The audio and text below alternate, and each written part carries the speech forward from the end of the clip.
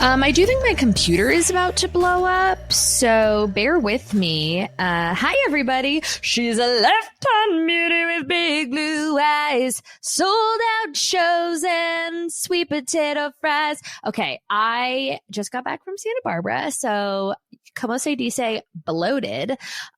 We had the best time, like a beautiful few days. Went to Santa Barbara, had the best weather, beautiful hotel. Just Clyde was like living his best life.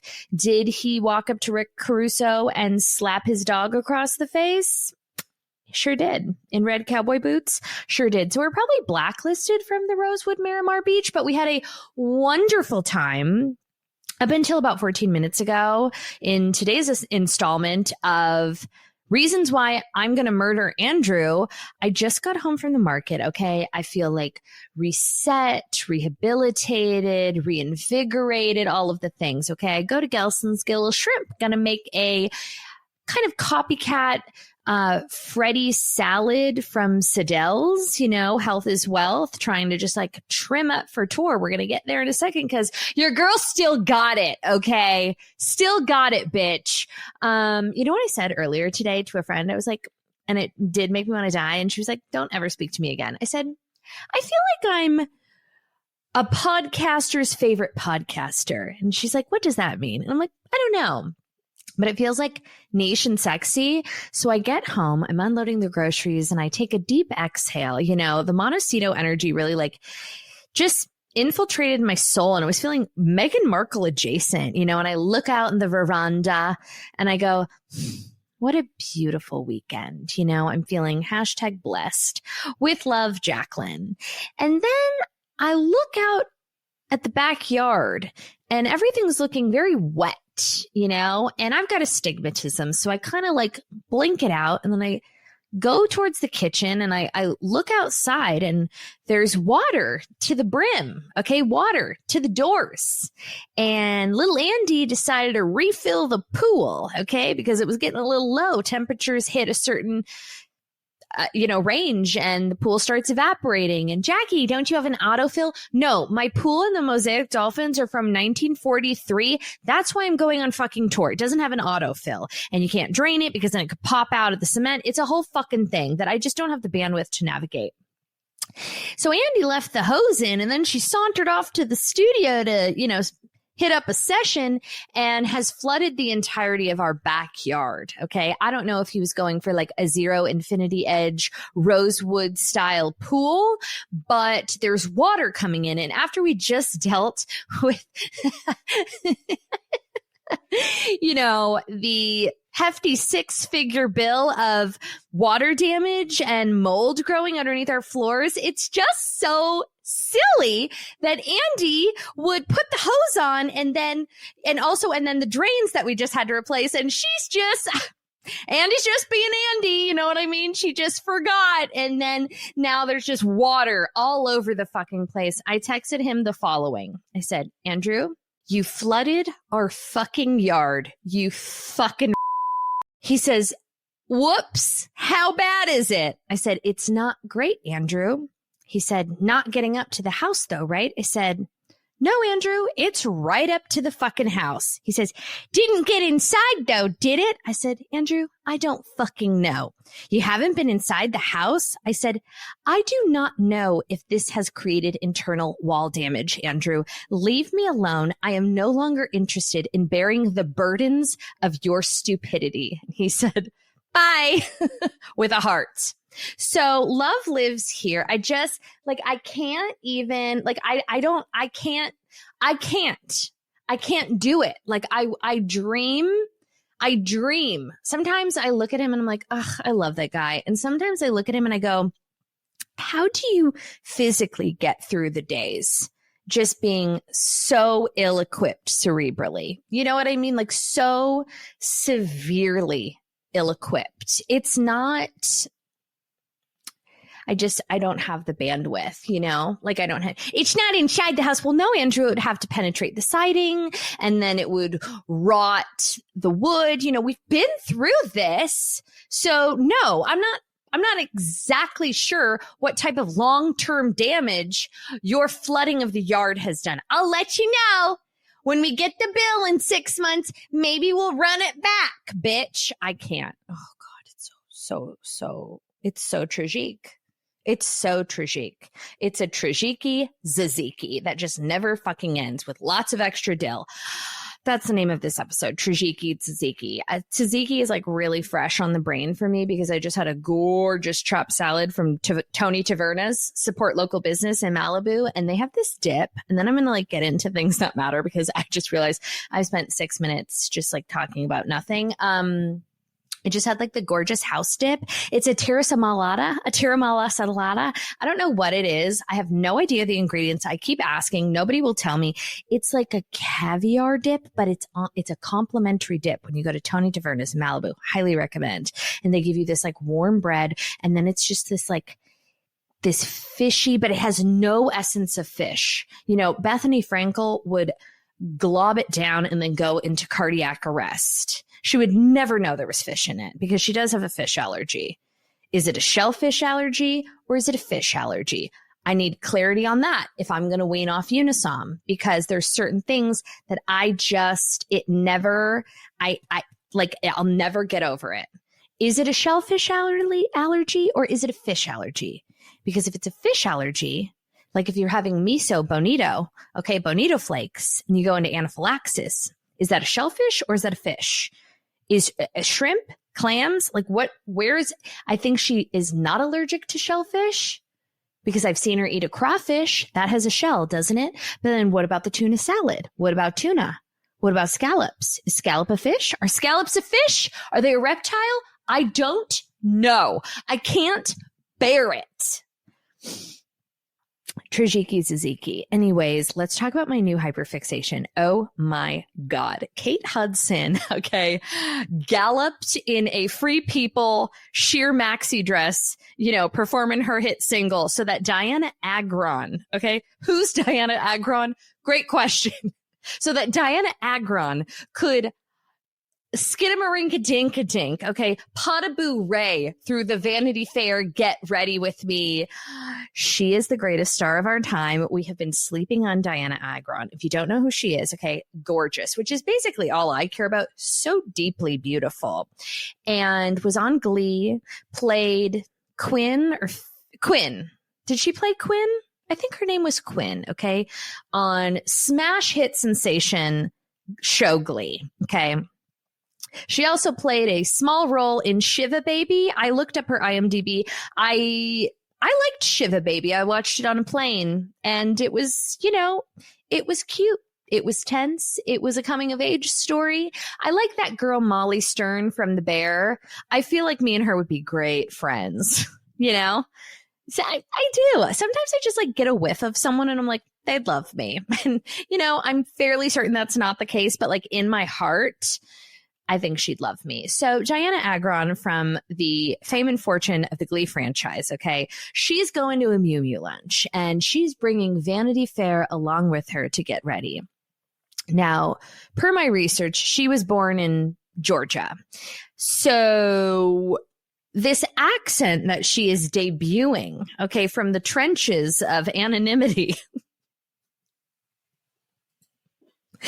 is so good. It's unbelievable. She's like, hello, Vanity, or hello, Vogue. Get ready with me to go to the Mew Mew lunch. Like, it's like, I don't really know. Is it French? Is it British? Is it Canadian? I'm not sure what the fuck's going on, but she opens, you know, we love a faux quirky bit, okay? So the reel opens with her eating a delectable plate of fruit. And the way that she says fruit, I tried to cut it down because this is what I need for my brain to process tonight. I tried to clip it so that I could just get her saying the word fruit, but it's so quick that I can't isolate the fruit because all I want to do is just have Andrew give me a beat and just have it be fruit, fruit, fruit, fruit, fruit, fruit, fruit. And she says something like, my biggest dream is to learn how to cut and prepare fruit like this. And it's just like a plate of fucking mangoes. Like, bitch, you just peel the mango and then you cut it. Like, we're not reworking the wheel. We're not like, you know, we're not inventing like the light bulb here. We're not sending bitches to space a la Katy Perry and her Daisy. It's just like maybe like a thinly sliced pineapple and like a mango or like a honeydew melon. I don't fucking know. It is my dream to learn how to peel, prepare, and cut fruit like this. Maybe I'll watch a few YouTube videos later, like something like that. And then it's like cut to Bonjour Vogue. And then she's like doing her makeup. And she's like, I have found that through maturity and growing up, that simplicity is really just the highest form of elegance. And then she busts out this like, just like a white Miu Miu poplin midi dress, and she puts it on, and then she grabs a wicker bag and she says, s'il vous plaît, bonne nuit, ready to go to my Miu Miu lunch. Thank you, Vogue, for joining me today. Früt. And it's just like so unbelievable. Like, I'm obsessed with her now. Früt. Like, it's just, there's something about it. And then I watched like 3.5 seconds of the Hailey Bieber "What's in My Bag" shticky. Like, it's obviously supposed to be satire. I think there comes a time in every little girl's life where we have to really just sit down by ourselves, close our eyes, and ask ourselves a real hard question. And it's, are we funny? Are we pretty? Are we smart? Or are we blessed with all three? And it's just statistically pretty low percentage that we get to be all three. You know what I mean? You just don't. Like, am I thin? Am I stunning? Am I funny? Am I pretty? Am I brilliant? You know, and if you get one or two, you've already won at life. You've already got a disadvantage. But like, not everybody needs to be a clown. Not everybody needs to be a hoot and a half. And maybe we just, you know, when you're rich, thin, and gorgeous, take it as a win. You know, just take it and you fucking run with it. Run with your peptide lip gloss into the abyss. We don't need it. Okay. And God bless her. God bless them all. Früt. Remember when I said I wasn't going to do like any Botox and I was just throwing caution to the wind? I am not doing that anymore. I have a pretty severe injectable appointment tomorrow, and I'm looking to go back to the drawing board because after just one too many comments on TikTok, I've assessed the situation, and I do feel like I would greatly benefit from a top up of something. You know, I got the Nefertiti, you know, Botox. Don't ask me. Don't burden me. What did I say to Andrew? Don't burden me with your stupidity. I can't bear the burden of your stupidity. There's this thing called fucking Google, okay? And phalanges. And you're going to take your fucking phalanges and you're going to hit a keyboard and you're going to fucking Google it before you have the audacity of DMing me something so fucking stupid, okay? So I got a Nefertiti lift and I got slight facial paralysis where it was getting a little foamy, little drooly. And every time I would try to laugh, it was like I was frowning. So I saunted the Botox out and I could basically taste it. I was sweating my dick off for weeks. I'm like, I got to get this out. I was rolling it out. I was sweating it out. I was swallowing it down. I was digesting the Botox. And I thought, I'm going to take a break. I'm going to pee the bees on the Botox for a bit. But now I think slight facial paralysis is worth some shrivel of facial symmetry because it's going a little to the left, everything you own, and a carry on to the left. So yeah. Okay, let's talk about my tour. Anyways, it's going really good. I just got a call. I think we may or may not, do not hold me to this because I'm pre-recording.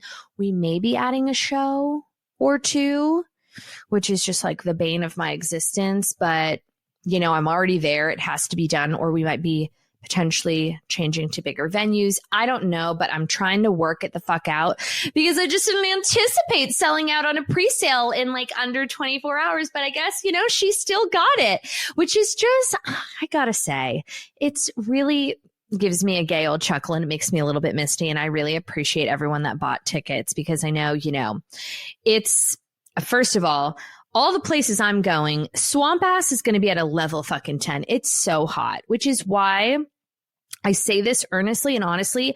I'm not going to surprise you. I'm not pretending that I'm going to like roll out in a fucking robe from the hotel and stem cells on the face and my hair looking like I just got gang banged by a Brillo pad. Like I'm being honest. For me to leave the confines of my house, I have to do my nighttime routine before the show so that I can take my Unison, which I will do on stage, and go straight to fucking bed. You know what I mean? I want to be comfortable and I want to be like, I need to have some semblance of routine and like being in hibernation, especially for the context of the show. Like I don't want, like I'm not busting a Luke. That's not what anybody is coming for. You know what I mean? I appreciate it. I've been there, done that. This is a geriatric slumber party girls night in. You know what I mean? Bring your Invisalign, your headgear, your mouth tape, your like scrunchies, your fake cigarettes, a sensible pajama set, whatever your comfort robe is.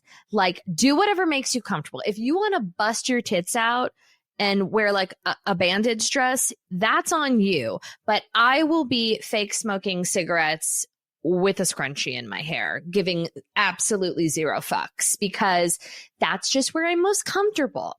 Okay. So yeah, I think, you know what I'm going to do? I'm going to send out a mood board. I did this with my last show and I think it's just a little something special because I'm really, really ready to fucking party with you lassies. Okay. Ladies and gentlemen, and like 3.5 gentlemen. At the Rosewood, I met so many. No, I don't want to say that. That's gross. No, I don't know how to edit this. So we're going to have to just leave it in. I met so many people that were all so fucking gorgeous, like Montecito mamas. Okay. Who were like, oh, I love your podcast. I looked at Andrew and I'm like, I need to move in here. I've never seen more beautiful, like if these are the ladies that are listening, I might be doing a decent job. Like this is my crew. These are my people. Give her a lavender sprig and a picnic basket. Like I've got to get to Montecito. This is where I belong. I was like holding a fucking meet and greet at the Miramar Beach Bar.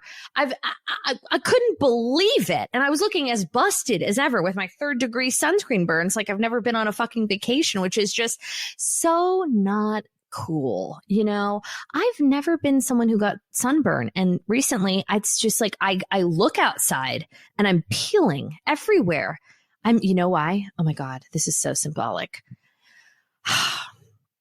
I'm having my reptilian shedding of the skin moment so that when I go indoor, like it will be baby skin. I'm having a rebirth. Okay. Because I am peeling. Every inch of my epidermis is peeling. And in about 3.5 weeks, when the tour starts, I'm going to have fresh stem cell baby skin just in time for Leo season. Okay. That I'm going to wrap up in my sensible, crusty robe and hit the fucking town. The symbolism here is so not lost on me. Wow. Okay, sorry, we're back. I had to take a brief intermish because I just wanted to check some ticket updates. We have quite a few sold out shows. They were like, would you do like a 9 p.m., 9:30 p.m. Second showcase, if you will? I said, absolutely not. I said, if people want to roll through for a matinee, buckle up, buttercup, okay? Prepare your oxygen tanks because it's about to get real fucking geriatric up in this bitch. But 9:30 p.m., they're like, well, it's like East Coast timing. I'm like, I don't fucking care. I'm a well-traveled woman, okay? I adapt to time zones like a reptile, reptilian nature through and through, which, by the way, checked the hairline. She is peeling. Somebody texted me. They're like, like sunscreen's a thing. I'm like, it gives you cancer. Everything gives you cancer. Speaking of cancer, So as soon as I got the ticket counts, everything has an agenda and a mission statement and a renovation at the end of the tunnel. I called my landscape architect. I'm like, you need to get here stat. I've got an idea. So he comes over, we walk the prop, and I'm like, how about this? Okay. Kind of a huge financial undertaking to do the whole yard. Too much time, too much kashish. What if we do this in phases? Okay. First things first, SP, summer prep. Okay, we're going to summer prep the yard. We're going to hit it with some like lattice planters, bougainvillea, change out some umbrellas, maybe invest in outdoor furniture, which I do think is jumping the gun a little bit because I don't think we should really be buying outdoor furniture until the yard is totally done, because I'll probably change my mind in the process. But first things first, SP, a light summer prep. Okay, just to get through Cancer season and Leo season. So it's a livable sitch. Okay. Then we move into PTL. Okay. That's phase 2, P2, PTL, prep the land. Okay. So we're going to move a retaining wall. We're going to grade my back kind of like grass area. Okay. So we're going to get everything ready for phase 3, technically P2, which is FTL, facilitate the land. You know what I mean? Then we're going to start building outside structures. We're going to run plumbing. We're going to redo the electrical. We'll have an outdoor pagoda with marble checkerboard floors. We'll have the putting green. I really would love a pink pickleball court, like a muted prison pink pickleball, or like a sports court, but which is like hilarious. Like I'm going to be fucking, a girl can dream. It's never going to happen. But I just think it would be a cute little thing to have. Then we're going to do, fire pits feel fiscally responsible because you just physically buy the pre-made fire pit and then you drop it in. But I would like to do a sunken pit. And he's like, that's going to cost $7 million. I'm like, okay, I'm willing to get creative here. But my goal is to PTL, prep the land, because then I can extend my pool deck. Here's what I'm thinking. Everybody close their eyes. Okay. Travertine is back, baby. I love the idea of travertine and marble checkerboard mixing materials. Travertine, gritty, sexy, ominous, Montecito, marble, timeless, weatherproof, industrial. You know what I mean? I like those two stones. I'm thinking a checkerboard pool, okay, to pay homage to the checkerboard elements in the home, but I don't want to do black and white. It's getting a little Hollywood Regency. It's a little Z Gallery adjacent. Hold on, just got a text message from my dad. Let's see what he said. Okay. Oh, I can't talk about this. I thought, okay, I have a looming death threat, and I just talked to my dad about it, and he was like, oh, whatever. We'll talk about it at the show. If I live to make it at the travertine, Tradgiki Tzatziki. Anyways, not a black and white checkerboard, but I'm thinking of doing a softer checkerboard element in the pool. Very Tulum. Tulum meets Montecito, Soho House, London. I don't know. I'm thinking about it, though, because we are replenishing and we are PTLing, prepping the motherfucking land. Then I could have my deck space finagled. Also, I resided the house, but now I'm thinking that maybe we need to add some brick elements, some distressed brick siding, just to make it feel a little bit older. It's the residing feels too new. Does that make sense? Which I guess is the whole point of residing a home. But I don't like the newness of it. I want it to look a little more broken in. Not literally don't break in, don't do it. But this is what I live for. This is why I don't sleep at night. Because I'm just thinking about these things all the fucking time. Can we talk about Dianna Agron just one more time? Because now I've watched the video 14 times. I don't care about the tour anymore. I don't even care about PTLing. I don't care. All I want to do is watch. What if I switched up the whole nature of the show and we just watched the Dianna Agron Vanity Fair Get Ready With Me to wear a Macy's midi dress at Cannes? How did she even make it to Cannes? I mean, God bless her. So beautiful. I love a pretty person. Okay. I will always root for the overdog. I ride for you, Dianna Agron. I'm just like wondering how she found herself at Cannes doing a Vanity Fair video. You know, it feels like a bit of a reach, and the opening, I know we've already discussed this, but I just have to get it out one more time. When she's like, it is my greatest goal in life to learn how to cut, present, how to slice, cut, peel, and present fruit like this. Fruit, fruit, fruit, fruit, fruit, fruit. And it's like, who's going to tell Dianna that she can go on Amazon and she can overnight like a peeler and just like a knife, like any knife, and all she has to do is just like cut the fruit and then put it on a plain plate. Like that's all she has to fucking do. I will never sleep again. And then like the grand reveal, first of all, she's wearing like a hospital gown while getting ready and talking about Catherine Attelier's first film. And, you know, Cannes feels like a camp, you know, because it's one of the only settings where people can ask questions and learn and talk about film. And, you know, Catherine's debut, I don't even like, who the fuck is Catherine? Okay.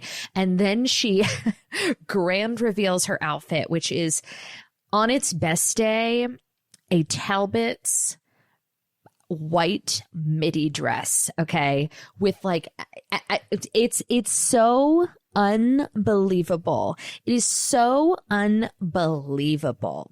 It is awe-inducing. It's perfect. I have no notes. You know how I always have like a theme for a birthday? This year, it's obviously the hateful dinner party with Hate Jacqueline. I'm thinking of doing, just for me, a projector in the backyard after we PTL, prep the land, and just streaming Dianna Agron saying früt for 13 minutes. Früt, früt, früt, früt, früt, früt, früt, früt.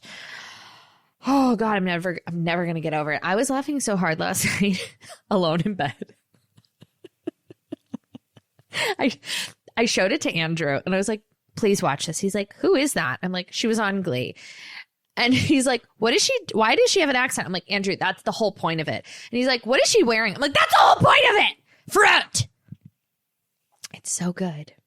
It's so beautiful. Okay, let's talk about some topical things that I'm really intrigued by this week. Ooh, okay, so there's a new, there's always a new trend. There's always a gimmick. I guess there's a new article that came out, New York Times style, and we are now in the era of slop. Slop is defined as, it's a new term to describe dubious or unwanted AI content in social media, art, books, and increasingly in search results. Something unsatisfying yet in endless supply. So slop, from my perspective, is TikTok, fast fashion, everything that's just like oversaturated, overly digested, quick, fast, excessive. Okay. Slop. So we're in a slop culture right now. It's so interesting because slop and curation feel different, but they're one and the same. It's a curation of slop. Everything, we're just marinating in slop and früt. So there's just like too much shit out there to just like, to foam at the mouth and slop it up. You know what I mean? You go on TikTok, we're scrolling, we're shopping, but we're never really doing anything meaningful because it's just an endless, trivial pursuit and marination of micro slop. Slop. I like that word. Slop slaps. So I don't really know what else to discuss, but that's what they're saying. That's the new trend. Slop it up, kitty cats. Slop it up. Now, another article that I loved, LOL'd so hard. Okay. This is from The Cut. So there is this influencer. She's 23 years old. She's a model. Okay. And she's got some type of like online chat room group thing. Okay. Her name is Liv Schmidt, and she's got a bunch of followers, and she's like a weight loss influencer. And her mission statement is to live the skinny girl lifestyle, but skinny is spelled SKINNI, which feels like a cheater brand. Bethany Frankel, roll the fuck through. So for $20 a month, you become a member and you gain access to Schmidt's subscription-only Instagram group called The Skinny Society. Sign me up, okay? Where they discuss weight loss goals and progress, step counts, meal plans, and before and after photos, okay? So someone from the cut went inside the group and saw that members were sharing photos of like their tiny little meals. Like 4 grains of rice and a Splenda. And then all the other women in the group were like, get it, girly. Eating is cheating. You can do it. Which is so funny. And they're all like commiserating about the physical side effects of like their calorie deficits. All I can think about is that woman in Drop Dead Gorgeous who's like being wheeled around in the wig. Don't cry out loud. By the way, if I'm not wheeled out,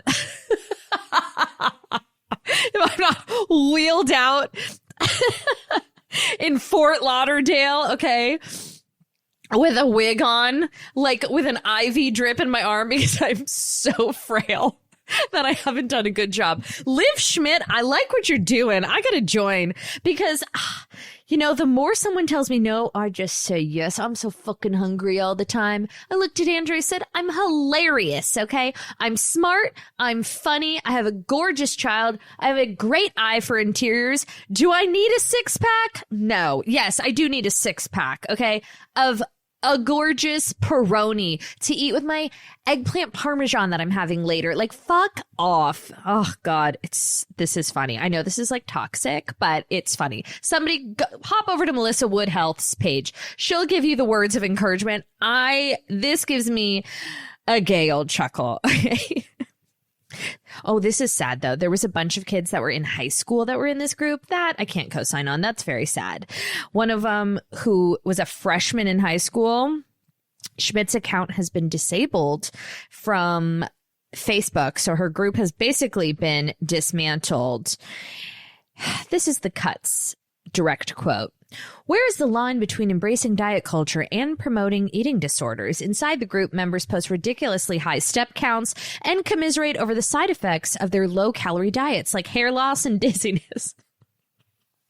I shouldn't be laughing. It's not funny. By the way, if I had an eating disorder, I would have the same exact reaction. I love when I do this. I'm like, my mom is dead and I have a cousin with an eating disorder, so don't come at me. Though the group is technically closed to those under 18, when I joined, I found more than a dozen members who are high school students, one of whom is a freshman. If I can encourage the youth with just one thing, you know what? Chewing and eating is so underrated. I love food. The only reasons I make jokes about it is because it's quite literally all I think about. I said to Andrew yesterday afternoon at 4 p.m., I said, hey, just as an FYI, we're going to have eggplant parmesan tomorrow night. So make sure that you don't replicate any Italian cuisine for the next 2 meals, because that will, like, even if I know, this is crazy. If I know that Andrew had like some form of an Italian dish for lunch without me, like if I found out that he had like a La Scala chopped salad today, and I have been brainstorming this eggplant parm for 48 hours now. Like, I know Friday I have a beautiful bottle of Nebbiolo and I'm going to have an eggplant parm. If I know that he betrayed me with a double Italian regional cuisine, I will be so irritated that he's already had Italian food today that I won't be able to enjoy my fucking meal. That's where I'm at. Anyways, Liv Schmidt. Sorry, honey. Sorry. But yeah. Everyone's saying Basque wedding dresses. Is it Basque or Basque? Basque. How would Dianna Agron say that? She'd say Basque. Basque. Basque. Don't care. Wedding dresses are the new mason jars. Disagree, actually, like hardcore disagree. What would I say wedding dress vibe is the new mason jar? I mean, it's hard to say. I don't know that there is any equivalent. I've never loved a mermaid gown. I find that I also don't like a sweetheart neckline. Like, I really just have never understood a sweetheart neckline. It really bothers me. I mean, if you're getting married and you have one, it's going to look great on you. But just know, like, deep in my soul, if I was being honest, I hate the sweetheart neckline. If you have small tits, I don't get it. If you have big tits, I don't get it. If you have no tits, I don't get it. Like, I don't understand it. I find it to be sophomoric, unflattering, and not chic. Ask me how I really feel. Don't sugarcoat it, Jackie, with like that little rouging in the tit. I think you either go like clean, straight, high neck, or deep, deep V, and nothing in between. That's just how I feel. I'm not super offended by a basque drop waist wedding dress. Now, I do think, did Kim Kardashian have a basque wedding dress? I'm looking at these and I'm kind of loving them, actually. If I was to get married all over again for my second wedding, actually, a second wedding, like, ball gown is so trad. There's nothing, oh my God, with like embroidery. If you're on your second wedding and you're doing a big ball gown and there's any type of beadwork, I hope you get divorced. Like, it's not going to work out. You're the problem. You're the reason your first marriage ended. And the second one, it's not looking great, because I don't know, like, there's something, the psychology behind that is just, it's brazen and it's insulting to your guests. You know what I mean? And if you have the nerve, I really feel so strongly about this. If you are on your second marriage, okay, and you did the whole fairy tale wedding thing, okay, the first go around, and let's say you have kids, you had, some form of a lengthy marriage, or even not that lengthy, and you hit us with a second wedding with an embroidered ball gown and a registry. If you are double registering, you're a fucking cunt. Okay, you're a fucking cunt. We already bought you the Crate and Barrel starter cups. Okay, you don't get to upgrade because you're upgrading your husband, and now you want to like foray into baccarat. Like, you live with those Crate and Barrel cups till your dying days, or buy your own fucking dishware. Okay, because we're not doing that again. We already sat with you and your burlap früt, your burlap tablecloths and your fucking mason jars with your twinkle lights at your first wedding while you slow dance to Jason Mraz. Okay, now that you are looking towards greener pastures, we're not doing that again. I'm not buying you another fucking charger plate. Thank you very much. It's just so rude. If I was going to get married again, like second wedding vibes, I was just talking about this with my girlfriends at lunch. I would go, like, I married for love the first time. The second go around, like, if Andrew mysteriously gets murdered and buried while I PTL, prep the land, and I have to like go back out into the scene, first of all, would kill, you guys. Now, I never had a problem while dating. I was hook, line, and sinker, okay? Because I've got fucking mad game. You should know this about me. So much game, and I'm being myself, but I'm so rude and like warm, but also cold at the same time. Guys ate it up like a fucking spoon, okay? Reverse universal psychology. It's like, I'm not that into you, and I like, it just works, okay? I'll do a seminar on it one day. Because, you don't have to be the prettiest rose in the bush. But if you have enough thorns and fertilizer and spunk, you're going to get picked. It's why I would always say, like, I would kill on The Bachelor. I would never go on The Bachelor because obviously I love myself and I was hugged as a child. But I would have killed. What was the point of that? Ooh, if I was going for a second husband, I would definitely like wear a suit or like something No, I'm too young to like go full suit, and it's giving a little bit of lesbo energy, but I would do something like short, sparkly. Oh, that's embroidery. I don't know. I'd have to workshop it. I'd really have to think about it. But no, you know what I would do? I would do like a dinner, like a 30-person, like gorgeous dinner in the English countryside. And I would wear like a oh my God. Okay. This is what I would wear. Now it's like coming to me. Okay.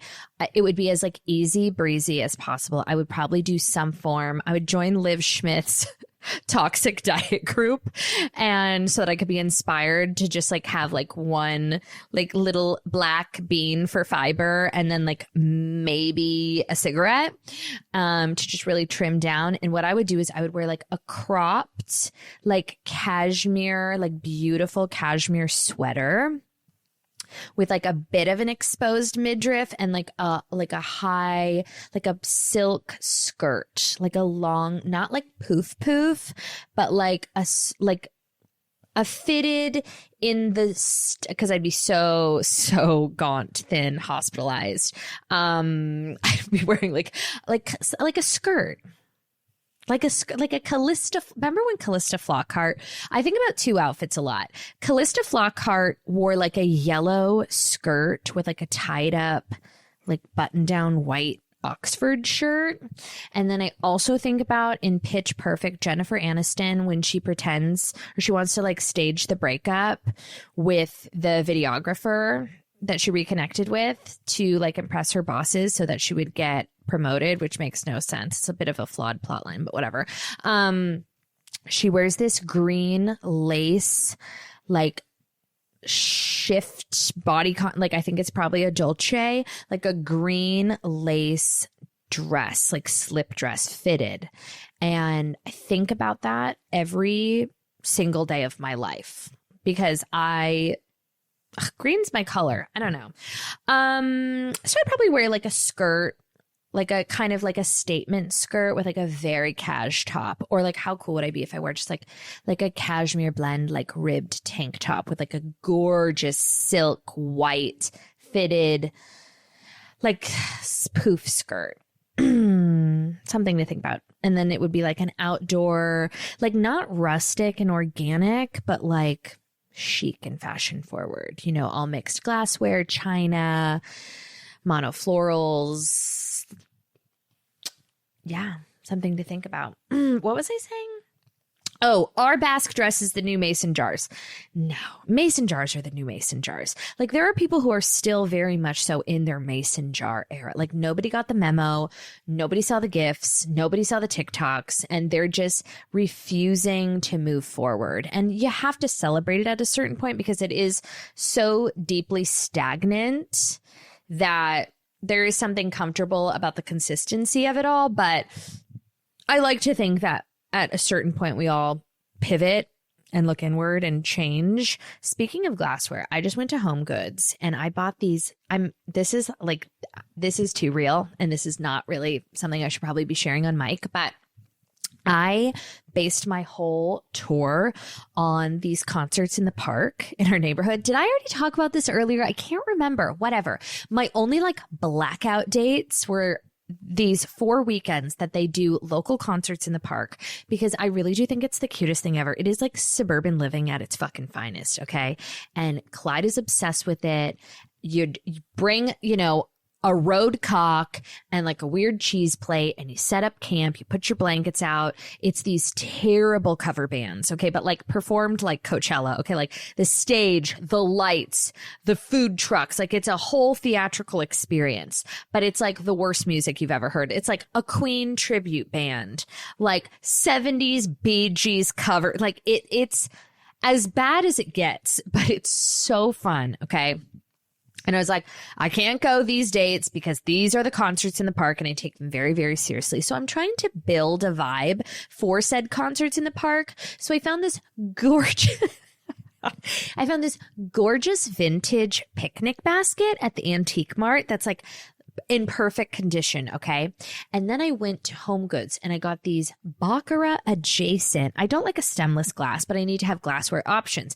I'm looking for like a plastic martini glass, and the only ones they had at Home Goods have like an iridescent finish on them. And even for an outdoor glassware, like that's not for me. I can't do an iridescent glass in any capacity. I need something that looks like a real martini glass. Normally, I just bring a martini glass, but Clyde is a little bit more feral and breaks things this go around. Last summer, he was like a potato. This summer, he's like a fucking racehorse. So I need something that's a little more durable. But I found these Gorge Amber Baccarat adjacent plastic glasses, okay? And I'm building a set. Now I'm looking for a melamine. Is it melamine? I don't know. I need some dishes. I need a platter.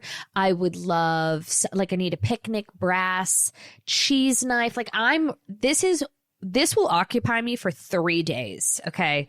3 fucking days, because I crave activities. I crave just toodle suburban errands, and me like curating this picnic basket for this concerts in the park. What did you do this week? This, okay? And Dianna Agron edits 24/7. Did I also sell at a tour? Maybe. Which, by the way, like, I know that I'm being like kind of an egomaniac dick. Like, these aren't huge venues, so it would be really embarrassing if I didn't sell these out. Florida, you need to roll through, though, because that's the one I'm having a bit of problems with. And if you think I want to go to fucking Florida in the heat of August, you're dead fucking wrong. So the least you could do is buy a goddamn ticket. Okay, do you know what my hair's going to look like? It's not great. Okay, swamp ass. More breaking pop culture news with Jackie, everybody. Anti-Semite Kanye West claims he will no longer be hating on Jews. The problematic rapper declared that he is done with anti-Semitism in a series of posts shared via X Thursday evening. Okay, this is courtesy of Page 6. Kanye West says, "I'm done with anti-Semitism," who now goes by Ye. He added in a follow-up post, "I love all people." Oh my God. Okay. That's so sweet. Oh, yeah. "God forgive me for the pain I've caused," he says. "I forgive those who have caused me pain. Thank you, God. I simply got a FaceTime from my kids, and I want to save the world again. Share peace. Share love." Okay. You know what? It's fine, Kanye. I mean, we forgive you, except we don't. We never will. By the way, have you met Jews? Okay. Never forgive, never forget. We don't forgive you. I speak for all of us. Okay. I'm good on you, Kanye West. Do I still have all of the lights in the Chill House playlist and Runaway? Yeah, I do. Okay. Because it's just, they're already down. I think I illegally downloaded them, to be honest. Like, they're old enough where I probably downloaded them on Napster, a la like 2009 or something. That's my story, and I'm sticking to it. So he's not getting any streaming residuals. Yeah, we're good. I'm good. We're good. I don't forgive you. This is like, it's cute. Can you imagine being like, "Oh, yeah, no, it's fine. It's fine. It's fine. Well, we're good, girl. We're good. Good luck finding a lawyer, okay? Because lots of lawyers are Jewish, Kanye West." Oh my God, is that a generalization? Am I going to get canceled for that? Yeah, good luck finding a fucking lawyer to get custody of your children, which is never going to fucking happen. I don't like talking about people's kids, actually. We don't have to cut it out. We don't have time for that. But I feel really, I feel terrible for those children. I do. And listen, they'll be fine. Okay. But it's very, very sad. And he's disgusting. He's disgusting. So there's that. Thanks so much for the apology, girly. I want to forgive you and I want to forget you, as the great Lauren Conrad once said. Früt. Anyways, go on thebitchbible.com and click tour and buy tickets if you're anywhere near these shows. please roll through. It's going to be so much fun.